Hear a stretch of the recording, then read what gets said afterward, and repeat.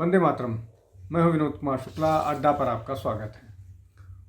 लगभग 1-1.5 महीने के अंतर पर ये दूसरी बार है जब मद्रास हाई कोर्ट ने तमिलनाडु सरकार को लताड़ लगाई है। हालांकि आज कहने के लिए ये मामला जो बीजेपी के आईटी सेल के प्रमुख हैं अमित मालवीय, उनके खिलाफ एफआईआर का था, जिसको अदालत ने क्वैश किया। लेकिन उस अदालत के द्वारा एफआईआर को, अमित मालवीय के खिलाफ जो एफआईआर थी उसको क्वैश करने में के दौरान जिस तरह से अदालत ने लताड़ लगाई है तमिलनाडु की सरकार को, उनके पक्षपातपूर्ण रवैये के लिए, उनके आचरण के लिए, वो अपने आप में एक बड़ा डेवलपमेंट है। अब ये बड़ा डेवलपमेंट इसलिए है कि तमिलनाडु की सरकार और तमिलनाडु की सरकार चलाने वाला राजनीतिक दल न केवल नॉर्थ इंडिया के लोगों के खिलाफ बल्कि हिंदुओं के खिलाफ जिस तरह की बयानबाजी करता है, या हिंदुओं के खिलाफ जिस तरह का उसका नज़रिया है, वो बहुत ऑब्जेक्शनेबल है। हिंदुओं के खिलाफ नज़रिया जो है वो तमिलनाडु के हिंदुओं के खिलाफ भी उतना ही न केवल ऑब्जेक्शनेबल है बल्कि पक्षपातपूर्ण है, और हिंदुओं को लगातार शिकार बनाया जाता है, टारगेट बनाया जाता है। उनके अधिकारों को लेकर के भी बहुत तमिलनाडु सरकार पक्षपातपूर्ण रही है। अब उदयनिधि ने एक बयान दिया था कि हिंदुत्व को इरेडिकेट कर दिया जाना चाहिए। हिंदुत्व जो है वो मलेरिया, डेंगू और कोविड और इस तरह की बीमारियों के जैसा है, तो हिंदुत्व को इरेडिकेट करने की ज़रूरत है। इसको लेकर के ये जो वीडियो था, इस वीडियो को शेयर किया था अमित मालवीय ने, इसकी आलोचना करते हुए कि ये हिंदुत्व के खिलाफ हेट स्पीच है। इस पर एफआईआर कर दिया गया था तमिलनाडु की पुलिस की तरफ से। तो अदालत को इस मामले में अदालत गए अमित मालवीय ने। अब उसमें जो जो बातें निकल करके आई वो समझने वाली बात है, लेकिन जो तमिलनाडु की राजनीतिक दल द्रविड़ कड़गम का अभी के का जो जिसकी सरकार है, उसका तमिलनाडु के उसका हिंदुओं के प्रति एटीट्यूड है, उस पर भी बात करेंगे।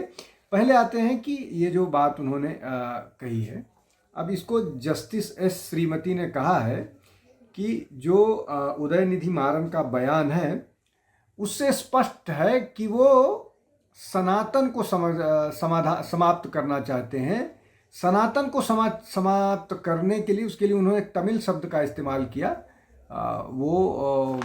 उस पर मैं नहीं जाता हूँ, लेकिन उसका मतलब ये लब्बोलिबाप सिर्फ इतना था कि वो सनातन को समाप्त करना चाहते हैं। इसका मतलब ये हुआ कि जो इस देश में 80% सनातन को मानने वाली जनता है, उसको इरेडिकेट करना चाहते हैं, ये उसको एबॉलिश करना चाहते हैं। ये स्पष्ट तौर पर इसका मतलब ये हुआ कि वो हिंदुओं के खिलाफ जेनोसाइड करना चाहते हैं, उनको जिस तरह से भी हो समाप्त करना चाहते हैं, और इसको इसी श्रेणी में रखा जाएगा, ये अदालत का मानना। अदालत ने कहा, मतलब स्पष्ट तौर पर है कि जो हिंदुत्व को मानने वाले हैं, जो सनातन को मानने वाले हैं, उनको समाप्त किया जाएगा। ये स्पष्ट तौर पर जेनोसाइडल स्पीच थी और हेट स्पीच के अंतर्गत आता है।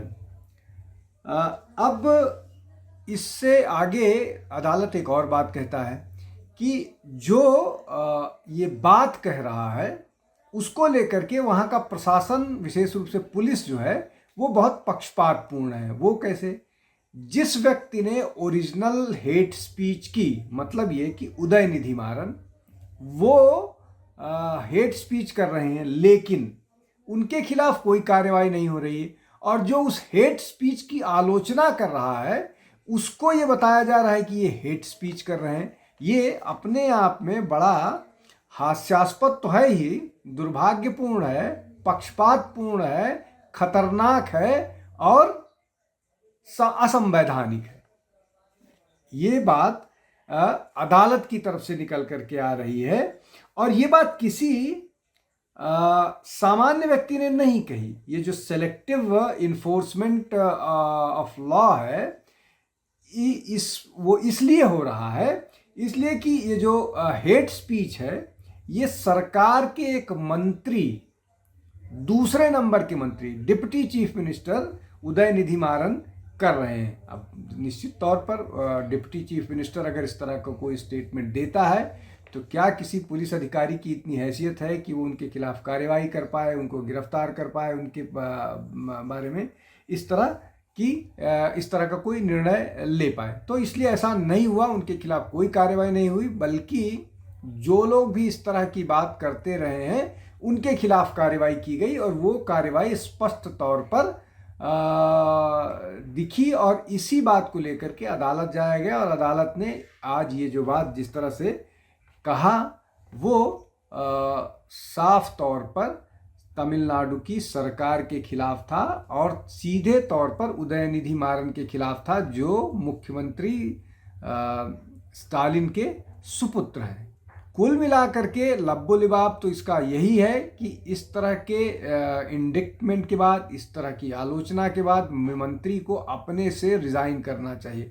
लेकिन अब इसको बचाव के लिए सरकार के मंत्री, सरकार और पार्टी के लोग आ गए हैं कि उन्होंने सरकार पर कोई वो मतलब इस मामले में सरकार पर कोई कमेंट नहीं किया है।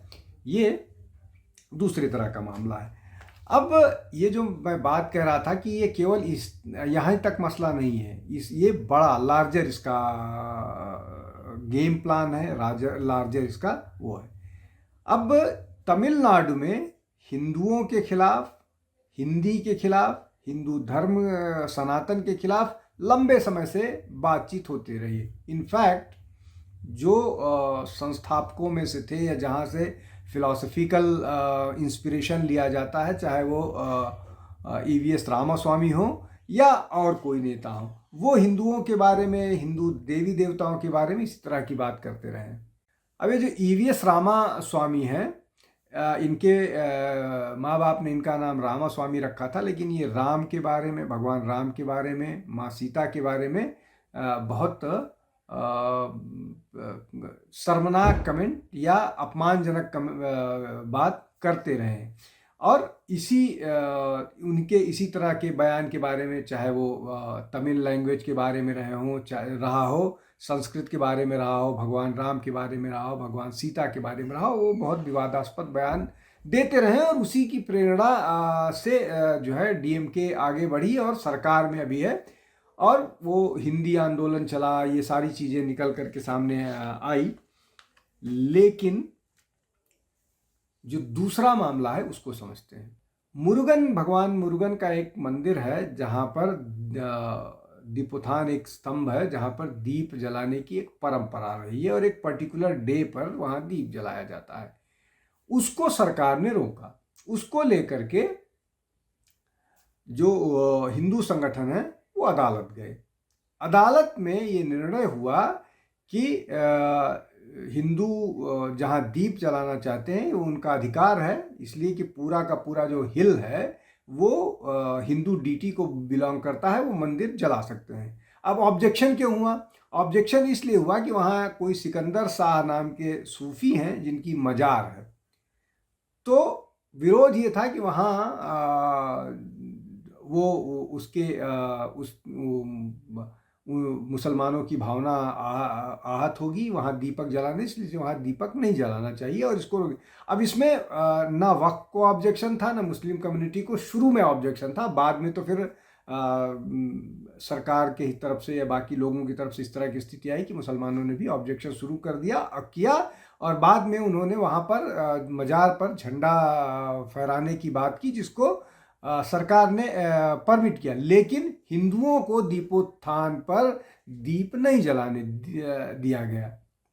उसके बाद जिस व्यक्ति ने ये निर्णय दिया था उस व्यक्ति के खिलाफ जस्टिस जो थे हाई कोर्ट के, उनके खिलाफ इम्पीचमेंट का मोशन भी ले आया। और उस इम्पीचमेंट के मोशन में महत्वपूर्ण बात यह है कि उस इम्पीचमेंट मोशन के समर्थन में उत्तर प्रदेश के राजनीतिक दल, समाजवादी पार्टी, कांग्रेस, आम आदमी पार्टी, इस तरह के राजनीतिक दल समर्थन में खड़े हो गए इम्पीचमेंट के लिए। ये अपने आप में महत्वपूर्ण बात है कि किस तरह से सनातन के इरेडिकेशन की बात करने वाले राजनीतिक दल के समर्थन में कांग्रेस, समाजवादी पार्टी, आम आदमी पार्टी और भी बहुत सारे उसमें राजनीतिक दल थे। अब बाद में फिर इसको लेकर के मामला आया और उसके बाद हाई कोर्ट ने दोबारा डबल जो बेंच ने निर्णय दिया और दीपोत्थान जला, वहाँ जाकर दीप जलाया गया, लेकिन जो तिथि थी उस तिथि पर नहीं जलाने दिया गया। अब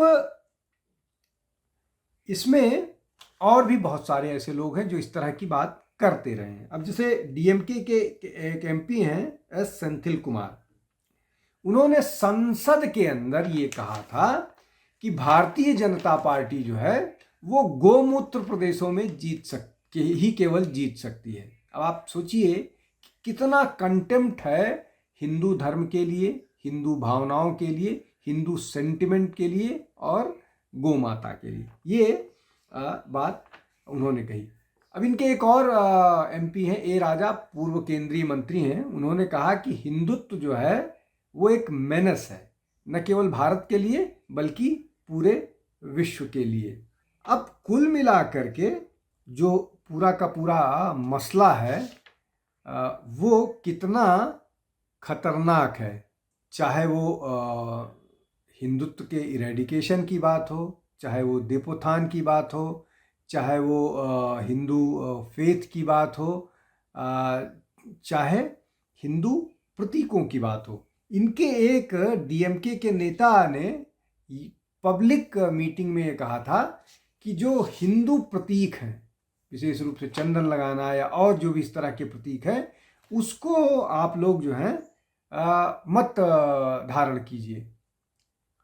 तो ये हाल है, इस तरह की राजनीति तमिलनाडु में हो रही है। और इस बात को लेकर के भारतीय जनता पार्टी वहाँ पर बहुत सक्रिय है, संघ ही है। संघ का कोई कार्यक्रम होता है, उनका अगर कोई पथ संचालन होता है तो बिना अदालत के परमिशन के नहीं निकलता है। दूसरी तरफ जो मुस्लिम कार्यक्रम है वहाँ पर स्टालिन जाते हैं, हिंदुओं के कार्यक्रम में नहीं जाते हैं, वक्त को लेकर के समर्थन करते हैं और भी बहुत सारी चीज़ें हैं। मतलब जो भी एंटी हिंदू एक्टिविटीज़ हैं उन सारी में डीएमके के लोगों की भागीदारी होती है। लेकिन अब इसको लेकर के लगातार प्रतिक्रियाएं होती हैं, लोग बातचीत करते हैं। पूर्व प्रदेश अध्यक्ष जो हैं वो अन्नामलाई, वो भी इसको लेकर के बहुत सक्रिय हैं, बहुत ज़ोर से बात कर रहे हैं। लेकिन जिस तरह की गतिविधियां हैं और जिस तरह से हिंदुओं के खिलाफ पूरा कैंपेन चलाया जाता है, अब उनके फैसले अदालत से भी आने लगे हैं। लेकिन फिर भी वो इस बात को मानने के लिए नहीं तैयार हैं कि वो गलत कर रहे हैं। वो एक वर्ग विशेष को अपीज करने के लिए, अब ये कम से कम पश्चिम बंगाल और तमिलनाडु में ये जो रीजनल सेंटिमेंट है, यहाँ पर तमिल सेंटिमेंट, वहाँ पर बंगाली सेंटिमेंट, ये उभार करके जो हिंदू लोग हैं, हिंदू हैं, जब तमिलनाडु में लगभग 87-88% हिंदू पॉपुलेशन है, फिर भी वो हिंदू के नाम पर एक नहीं हो पाते हैं। इसलिए कि उनको नॉर्थ के खिलाफ भड़काया जाता है, नॉर्थ के लोगों के खिलाफ भड़काया जाता है और उस पैशन में वो डीएमके को वोट करते हैं। लेकिन वो धीरे धीरे टूट रहा है। कब तक पूरी तरह से टूटेगा इसको अभी नहीं कहा जा सकता है, लेकिन ये बात अब डीएमके को भी पता लगने लगी है कि जिस तरह की राजनीति वो करते हैं वो ज़्यादा दिन नहीं चलने वाली है। आज के लिए बस इतना ही। आप हमारे साथ जुड़ते रहिए। बहुत बहुत धन्यवाद। नमस्कार।